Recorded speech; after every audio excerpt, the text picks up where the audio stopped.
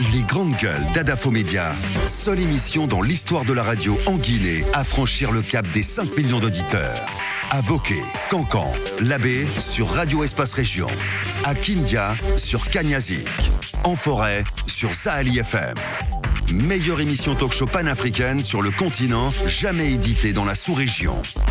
Bienvenue chez les GG. Ici, on ne prend pas de gants. Vous nous écoutez à Kindia sur Kanyazik. Merci à vous qui nous rejoignez du côté de Lola. Vous nous écoutez également sur Espace Forêt, sur 99.7. Il faut le rappeler, cette question. L'opposition républicaine et les syndicats à l'origine des mouvements de grève dans le secteur de l'éducation sont-ils à bout de souffle? Nous essayons de comprendre ce matin, mesdames et messieurs, face à la fermeté choisie, donc il faut le rappeler, par le gouvernement du Premier ministre Dr Ibrahima Kassori Fofana.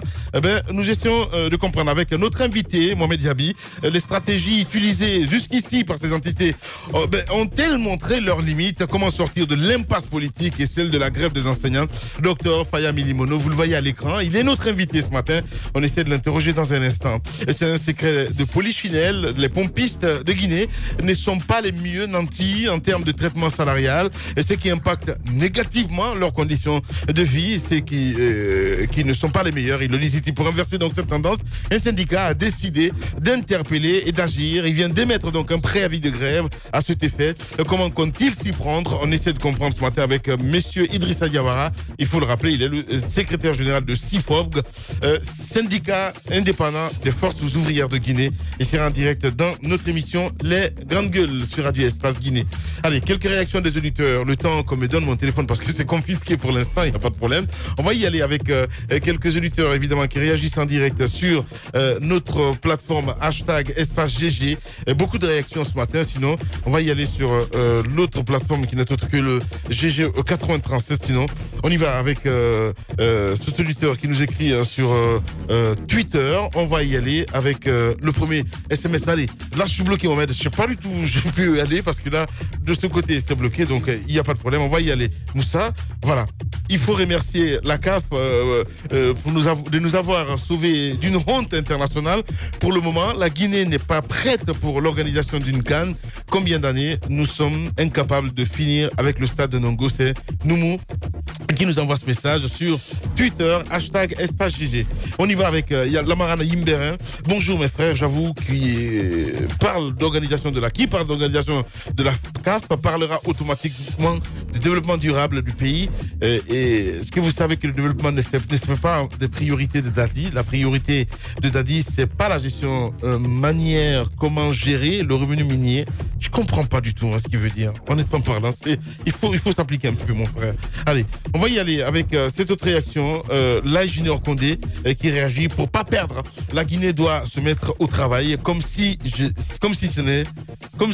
rien n'était. La mine, c'est ce qui s'est passé avec la Côte d'Ivoire et le Cameroun pour 2021 et 2023. Si d'ici 2023 nous travaillons, il sera clair que nous serons alignés sur 2025. Ce qui reste clair, la Côte d'Ivoire sera décalée en 2023 en dépit des protestations des dirigeants. C'est l'ingénieur Condé qui nous envoie ce message, mon cher Titi. On va y évoluer. On part à l'Assemblée nationale ce matin. Le projet de loi concernant la parité est bloqué. C'est Moussa Hiro donc qui a défriché ce sujet vendredi pour nous apprendre que ce projet est en souffrance à l'Assemblée nationale. Comme le projet de code civil révisé, le projet de loi sur la parité entre les femmes et les hommes aurait été retiré du calendrier de cette session, la dernière donc de l'Assemblée nationale de cette législature. Et si donc elle n'est pas reprogrammée, elle n'est pas réinscrite, ça veut dire que cette législature va prendre fin, parce qu'au 31 décembre, il ne faut pas quand même l'oublier, au 31 décembre, donc c'est dans 26 jours, dans 27 jours, on n'aura plus de Parlement, on n'aura plus d'Assemblée nationale. En tout cas, constitutionnellement, elle ne sera plus légale, et je pense que le président, à partir de janvier, devrait donc fonctionner par ordonnance, parce qu'on ne peut plus faire passer de projets de loi ou de propositions de loi devant une assemblée qui ne sera plus légale. Donc l'inquiétude aujourd'hui de la couche féminine, c'est des féministes, surtout de savoir que ce projet de loi donc est retiré. Donc, et si il n'est pas reprogrammé, il n'est pas réinscrit, ça veut dire qu'il n'y a aucune chance que donc cette loi passe cette année. Voilà, allez-y Mafoudi, hein, voilà. Si on ne fait pas passer ce sujet, on va... Oui, je vais allez. Oui, c'est sûr. voilà, allez-y. Alors, ce qu'il faut... Oui, Je rappelle que je ne suis pas très favorable à cette loi. bien. Au moins, lui, il est honnête. Et parce qu'apparemment, c'est la même position du côté des députés comme Damaro et autres. Sinon, on ne peut pas comprendre. Aujourd'hui, la population guinéenne, les femmes représentent 51,7% de la population guinéenne. Lorsqu'on dit aujourd'hui qu'on veut aider les femmes, ça ne passe pas seulement par donner l'argent ou autre à ces femmes. Ça passe justement en mettant en place, si on veut, un cadre législatif qui permette aux femmes de s'en sortir. On va aller sur les chiffres. Quand on prend l'Assemblée, sur 114 députés, on n'a que 26. Côté gouvernement, sur 37, on n'a que 6 femmes. Au niveau du Conseil économique et de la Cour constitutionnelle, on a 5 femmes sur 40. Conseil économique et social, on a 10 sur 35. CENI, on a 7 sur 25. Gouverneur de région, on a 1 sur 8. Préfet, on a 2 sur 33. Maire et commune urbaine, on a 7 sur 38. Mais non, arrêtez. Ça fait un peu mal au cœur quand je vous écoute comme ça. Mais oui, je vous comprends. Lorsque vous allez vous investir, vous avez des filles, vous allez les scolariser. Elles vont faire des études universitaires. Elles vont finir et se retrouver dans la vie professionnelle et qu'on leur refuse parce qu'elles sont simplement femmes. Je voudrais bien vous écouter. Non, mais c'est ce qu'on... Non, mais écoutez, cette loi dont il est question, c'est une loi qui a été bien réfléchie. Oui. Ce sont les femmes et de la mouvance et de l'opposition qui se sont retrouvées. Il y a eu une assistance avec un expert. Ils ont réfléchi à comment mettre en place une stratégie parce qu'aujourd'hui, les choses se passent de telle sorte que, par endroit, parce que sur décision de quelques groupes de personnes et généralement des hommes, on estime, on se taille la part du lion et on occulte les femmes. Aujourd'hui, cette loi, c'est pour un peu contraindre, par exemple, au niveau de certaines structures, pas toutes, c'est bien écrit au niveau de ce projet de loi, au niveau de certaines structures, à les obliger à mettre devant les femmes. Quand on prend les partis politiques aujourd'hui, les femmes sont représentées, mais lorsqu'il s'agit de les placer là et là, on y va avec les hommes. On ne peut pas comprendre. Quand on prend le gouvernement aujourd'hui et qu'on retrouve 6 femmes sur 35, on se pose la question, est-ce que ça veut dire que depuis l'indépendance, le pays n'a pas produit suffisamment de femmes pour être suffisamment représentées au niveau des institutions? Je pense qu'aujourd'hui, ce n'est pas un problème de compétence, mais c'est juste que ceux qui ont la parole choisissent qui ils veulent. Non, Lamine, je ne suis pas d'accord. Non. Qu'est-ce que vous voulez dire? Que la compétence, il n'y en a pas chez les femmes. Je n'ai jamais dit ça. Non, mais c'est ce que vous êtes en train de dire. Il y a un problème d'engagement aussi. Arrêtez ça. Les hommes qu'on nomme, un homme qui est assis en France, on l'appelle pour faire de lui ministre. Est-ce qu'il s'est engagé? Ça ne piétine pas. Je suis désolé. Non, mais attendez, je connais une dame qui travaille à Guico Presse, elle est leader politique. Est-ce que tu l'entends? Quand tu prends, en tout cas, ce milieu politique, à part Damoni. Déjà, il faut pas. Déjà, il faut pas faire l'amalgame. Toutes les femmes ne sont pas dans la politique. Et c'est pas parce que ça t'arrange justement. Non. Mais si ça t'arrange. Non, vous voyez, vous ramenez le débat à moi. Pas du tout. Il y a des femmes qui ne sont pas. Ouvre les yeux, Mafoudia. C'est à vous d'ouvrir les yeux. Si vous m'écoutez, ce sera encore mieux. C'est ce que je fais. Il y a des hommes qui sont tranquillement assis dans leur chambre à Paris. On les appelle, on fait de vous ministre. Pourquoi on ne ferait pas? Où sont les femmes compétentes dans ce pays? Pourquoi on ne les choisit pas? Puisque parfois. Oh là là, mais arrêtez. Mais vous êtes une déception dans ce studio. Non, là, tu es en train de glisser. Là. Je ne glisse pas. C'est assez compliqué. Mais si, mais non, c'est pas compliqué. Il faut être réaliste. Je suis réaliste. Mais après, le manque de sérieux, même venant de toute l'équipe. Ah, ben alors là, pas du tout. Sur le sujet. Mais alors là, pas du tout. Tout le monde est sérieux dans ce studio. Non, mais ça se voit. Et c'est ce qui se passe. Merci. C'est ce qui fait que ça piétine. Parce que justement, on pense que c'est pas un problème. Les gens ne se prononcent pas. On est prêt à dire oui, nous voulons que les femmes soient représentées.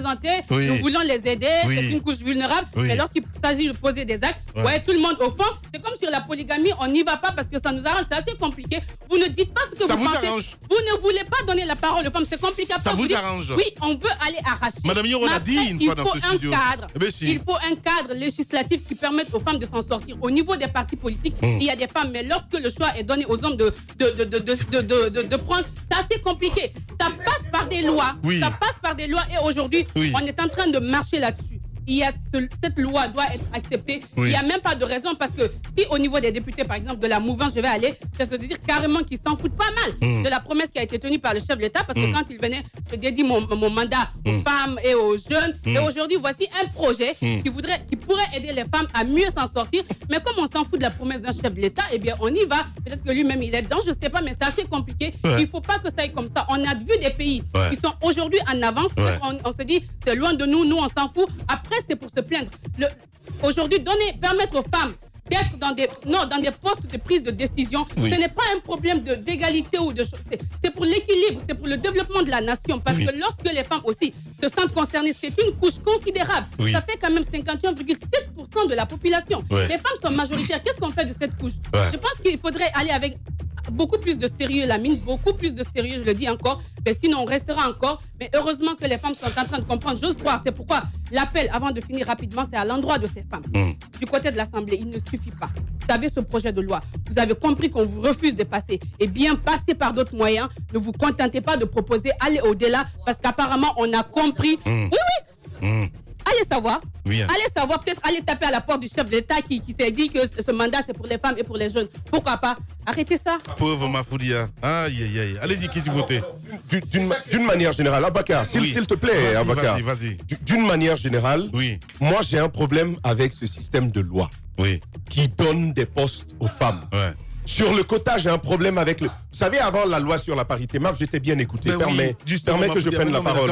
Maf, j'étais écouté. Mais non, tu vas nous coloniser dans ce studio quand même. Non, mais Maf, j'étais écouté. La question, pourquoi ce quota? Pourquoi on en est arrivé là? Pourquoi on en est arrivé là? Parce qu'on est parti d'un constat. On est parti d'un constat. Le constat comme quoi les femmes aujourd'hui, les jeunes filles, même à la base, les hommes, les petits garçons sont plus privilégiés. Donc il faut mettre en place des stratégies qui permettent aux femmes d'aller de l'avant. D'accord. Maintenant, permets-moi d'y aller, s'il te plaît. Alors, moi, je dis que j'ai un problème avec les lois. J'ai un problème avec le système parce que ce qu'il faut dire, c'est qu'avant cette loi, il y avait un système établi dans les cahiers des partis politiques, établi même dans une tradition de gouvernance qui veut, par exemple, qu'il y ait 30 ou 35 ou 40% de femmes à l'Assemblée nationale. Moi, cette politique qui consiste à dire il faut donner aux femmes, je ne suis pas favorable à cela parce que ça tu n'es pas le seul, même les femmes ne sont pas d'accord avec nous. C'est une précision, tu as besoin. Ne t'érige pas un truc. Les femmes aussi ne sont pas d'accord. J'ai autre chose à dire. Maintenant, l'argument aussi qui consiste à dire il y a 51,7% de femmes et qu'à cause de cela, elles devraient être autant représentées proportionnellement dans les instances de direction, moi je dis, ça aussi c'est une erreur. Parce qu'il faut réfléchir un tout petit peu. Voyez une petite démonstration bien simple, Lamine. Je vais aller très rapidement. Les femmes, au niveau de la scolarisation, il y a plus de femmes qui sont scolarisées que d'hommes. C'est naturel parce qu'elles sont le plus à naître aujourd'hui. Mais au bout d'un certain moment, dès après, en arrivant en 7e année, vous voyez que la tendance s'inverse. Justement. Jusqu'à l'université. Laisse-moi terminer. Je veux terminer. Non, c'est pas juste ce que tu as terminé. C'est pas juste. Maintenant, tu ne peux pas. Non. Tu ne peux pas dire qu'il y a une tendance qui s'inverse et ne pas parler des causes. Qu'est-ce qui fait? C'est une autre question. Non, elle est très importante parce que c'est ce qui fait qu'on se... Non, il ne s'agit pas de constater, il s'agit de dire le pourquoi. Arrivé à l'université, ce que vous constatez, c'est que sur une classe de 100 personnes, sur une salle, Lamine Guirassi, de 100 personnes, vous voyez qu'il y a 20 femmes qui sortent diplômées. Ce qui veut dire... Pourquoi? Non, mais je veux terminer mon la question, ça te permettra de dire, d'expliquer les problèmes auxquels on fait face. Non. Je veux avancer. Non. Tu ne peux pas avancer sans donner les raisons. Pourquoi on se retrouve dans ça? Parce que répondre honnêtement à cette question te permettrait de dire pourquoi on se retrouve dans cette situation. Non, arrêtez. Non. Bien. Il y a le snobisme des fines gueules et la rudesse des gueules de bois. L'infortune des gueules moins propres à la douleur des gueules cassées. Il y a les jeux d'esprit des drôles de gueules, le piquant des amuse-gueules. Mais par-dessus tout, il y a l'audace et la pugnacité des grandes gueules de Radio Espace. Exubérantes et effrénées, rarement politiquement correctes et toujours excessives, les grandes gueules plus que jamais déterminées. Grandes gueules à vie. Seul le Tout-Puissant pourra nous faire taire. Bienvenue chez les GG de Radio Espace Guinée.